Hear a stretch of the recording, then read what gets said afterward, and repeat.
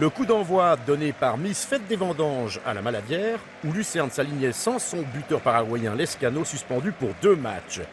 Et effectivement, c'est un Neuchâtel Xamax très bien en jambes en début de match qui va ouvrir le score à la 5e minute grâce à une superbe action à une touche de balle qui va aboutir sur la tête de Doudin. Et c'est 1-0 à la 5e minute, grâce aussi à une superbe passe de Dinardo qu'on va revoir dans ce match. Lorenzo Bucchi, qui remplaçait David Zibung dans les buts, est totalement impuissant.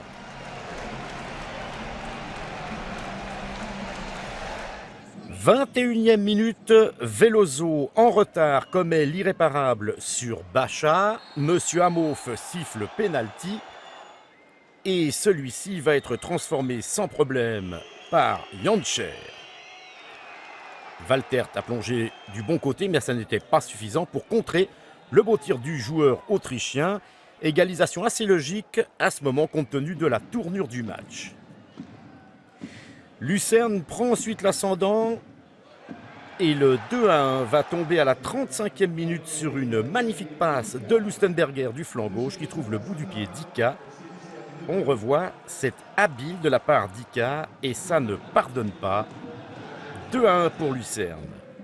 Retour des vestiaires, Lucerne va tout de suite prendre le large sur une action qui montre une certaine fébrilité neuchâteloise en défense.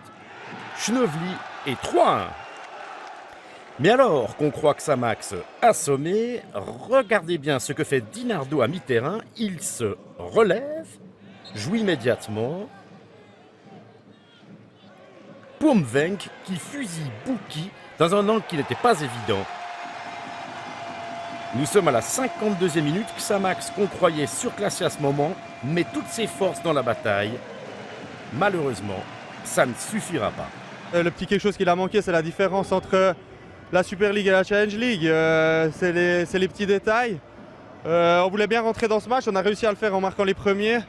Après, on revient avec de bonnes intentions en deuxième mi-temps. On prend ce but qui est vraiment dommageable, qui nous coupe un peu les jambes pendant un moment. Et puis après, on arrive à revenir dans le match. Je pense que le match, on l'a fait. Maintenant, il y a une différence entre les deux équipes et elle s'est quand même vue au score ce soir. Une différence notable, en effet, qu'on verra sur le 4e but lucernois, un contre-parti de Schneuvely et le 4-2 final par Fandrich à la 87e. Dommage pour Xamax, mais conforme quand même aux forces en présence cet après-midi.